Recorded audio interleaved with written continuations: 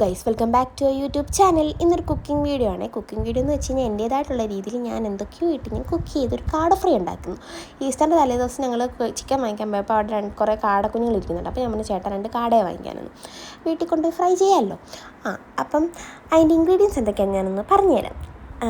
മല്ലിയില, പുതിനയില, പച്ചമുളക്, കൊച്ചുള്ളി, വെളുത്തുള്ളി, ഇഞ്ചി, കരിവേപ്പില, ഇതെല്ലാം കൂടിയിട്ട് ഞാനൊന്ന് ആദ്യം ഒന്ന് അരച്ചെടുക്കുന്നുണ്ട്. അതെല്ലാം ഒന്ന് അരച്ചെടുത്തതിന് ശേഷം ഞാൻ പിന്നെ അരയ്ക്കാൻ പോകുന്നത് മുളക് പൊടിയും മല്ലിപ്പൊടിയും മഞ്ഞൾപ്പൊടിയും ഗരം മസാലയും കുരുമുളക് പൊടിയും കുറച്ച് ജീരകവും കൂടിയിട്ട് ഞാൻ അതും ഒന്ന് അരച്ചെടുക്കുന്നുണ്ട്. അതെന്തിനാന്ന് വെച്ച് കഴിഞ്ഞാൽ എന്നോട് ചോദിക്കേണ്ട, എനിക്കറിയത്തില്ല. ഞാൻ എൻ്റേതായിട്ടുള്ള രീതിയിൽ ഞാൻ കുക്ക് ചെയ്യുന്നു. പക്ഷെ നല്ല ടേസ്റ്റ് ആയിരുന്നു കേട്ടോ. ഞാൻ ഉണ്ടാക്കിയിട്ട് പറയല, നല്ല ടേസ്റ്റ് ആയിരുന്നു, എല്ലാവർക്കും ഇഷ്ടപ്പെട്ടു. അപ്പോൾ ഞാൻ റൂട്ട് മാറിപ്പോയി.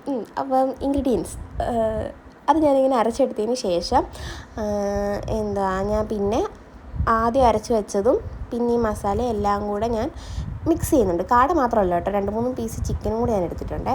എന്നിട്ട് ലാസ്റ്റാണ് ഉപ്പിടുന്നത്. ഉപ്പും കുറച്ച് എണ്ണയും കൂടെ ഒഴിച്ച് നല്ലോണം ഞാൻ മിക്സ് ചെയ്തിട്ട് അതിൻ്റെ ഉള്ളിലെല്ലാം ഞാൻ വെച്ച് കൊടുക്കുന്നുണ്ട് ഈ മസാല. എന്നിട്ട് ഞാൻ എന്ത് ചെയ്യുന്നതെന്ന് വെച്ച് കഴിഞ്ഞാൽ ഒരു 15 മിനിറ്റ് ഞാൻ ഫ്രിഡ്ജിലൊന്ന് സെറ്റാകാൻ വെച്ചിട്ടുണ്ടായിരുന്നേ. ഒരു 15 മിനിറ്റത്തേക്ക് ഞാൻ വെച്ചുള്ളൂ.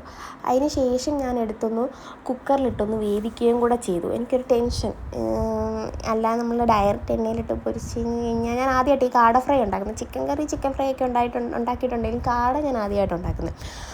അപ്പം കുക്കറിലിട്ടൊന്ന് 2 പീസ് അടുപ്പിച്ചതിന് ശേഷം പിന്നെ എണ്ണ ചൂടാക്കാൻ വെച്ചു. എന്നിട്ട് ഞാൻ ഈ കുക്കറിൽ നിന്ന് എടുത്തിട്ട് കുറച്ച് മസാല ഇരിപ്പുണ്ടായിരുന്നു, അതൊന്നും കൂടെ അതിൻ്റെ മണ്ടയ്ക്കൊന്നൊക്കെ തേച്ച് പിടിപ്പിച്ചതിന് ശേഷം ഞാൻ എണ്ണയിലോട്ടിട്ട് നല്ലോണം പൊരിച്ചെടുത്തു.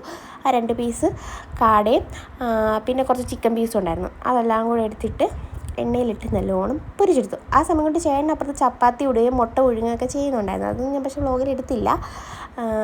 അപ്പോൾ ഇതൊന്ന് സെറ്റായി വന്നതിന് ശേഷം ചപ്പാത്തി മുട്ട ഒഴുകിയതെല്ലാം ഇവിടെ എടുത്ത് വെച്ചിട്ടുണ്ട്. അമ്മയും വന്നു കഴിക്കാൻ. അങ്ങനെ ഞങ്ങൾ കഴിച്ചു തുടങ്ങി. എല്ലാവരും നല്ല അഭിപ്രായം പറഞ്ഞു, സൂപ്പറായിരുന്നു. ഇത് പറഞ്ഞു, ഇത് നിങ്ങളൊന്ന് ട്രൈ ചെയ്ത് നോക്കാം കേട്ടോ.